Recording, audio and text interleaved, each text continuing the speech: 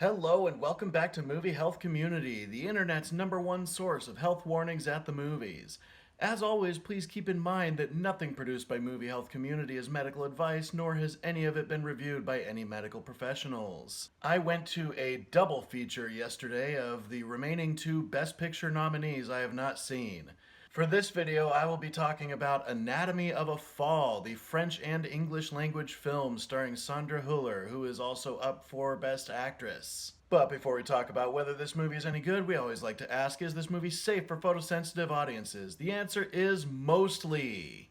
This movie has two scenes where there are cameras flashing. One of them, there's a really easy warning sign for it, where there's a light that gets turned directly toward the camera, and that is immediately followed by a series of camera flashes. The other happens at a press conference. The one at the press conference has more frequent flashes, but none of these cameras ever do the double flash to prevent red eye that we see in a lot of modern movies with cameras flashing. There are just a lot of them in the second scene. The other strobe effect in this movie involves the neon production company logo at the very beginning of the movie. It is the first of the production company logos.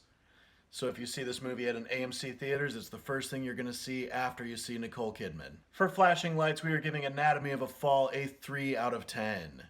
There are some scenes where the camera is handheld, but they don't happen very frequently. This movie has a lot of discussion about suicidal ideation, including descriptions of actions related to it. There's a scene where a dog vomits on screen. There's a lot of warning that it's about to happen.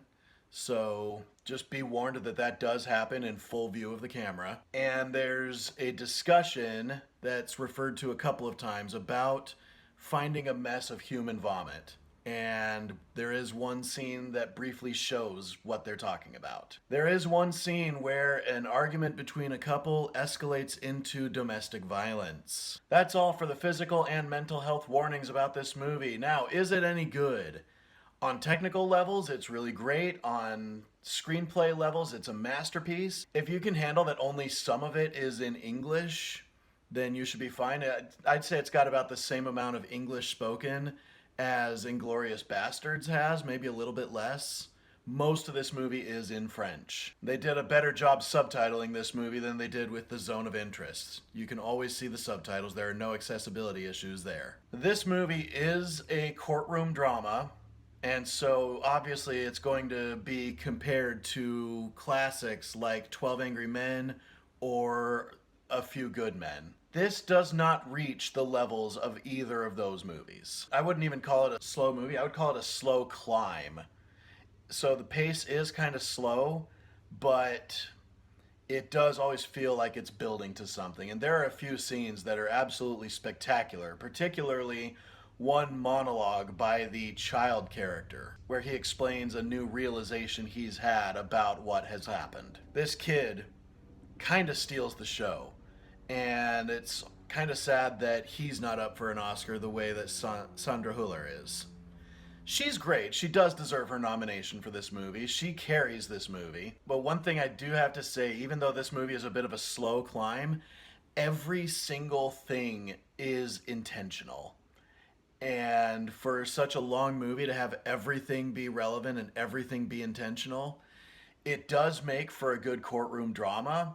It also does not necessarily make for a good movie for someone who has an attention disorder, like me, who has an unspecified attention disorder. So I am going to give Anatomy of a Fall a B, simply because the pacing leaves a lot to be desired for someone like me.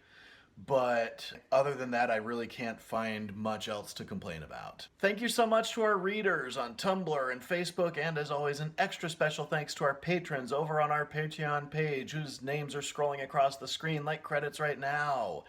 Be sure to leave a like on this video, hit that subscribe button, hit the bell icon if you want to be notified when we post new videos, and as always, stay safe at the movies.